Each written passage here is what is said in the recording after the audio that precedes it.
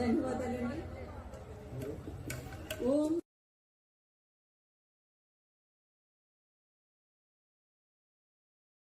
బ్రహ్మోత్సవాల సందర్భంగా నేటి పున్నమి రాత్రి అంగరంగ వైభవంగా సర్వ విఘ్నాలకు విఘ్నమైన వినాయకుణ్ణి ఈ సందర్భంగా ఎటువంటి విఘ్నాలు లేకుండా కార్యక్రమం ఆద్యంతం సర్వ శుభప్రదంగా జరగాలని కోరుతూ మంగళకరమైన సుస్వర ధ్వని మంగళ వాయిద్యంతో ఈనాటి కార్యక్రమాన్ని కుప్పం నుంచి వచ్చిన మూర్తి బృందం వారు శుభకరంగా ప్రతి ఒక్కరికి స్వాగతం పలికారు తమ మంగళ ధ్వనితో.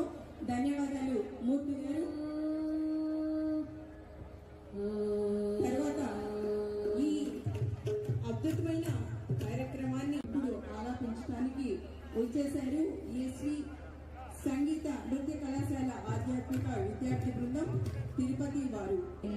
మనకు భావ బోధించి అద్భుత వేద మంత్రం అని రామదాసు ఆనాడు అన్నాడు, రామ నీ నామం ఎంత రుచిరా అంటూ.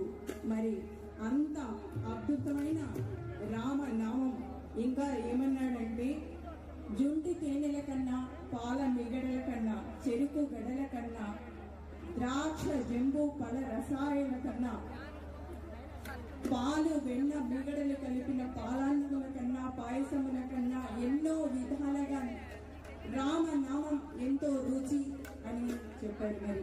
మరి మనము వినేద్దాం ఇప్పుడు. జై శ్రీరామ్.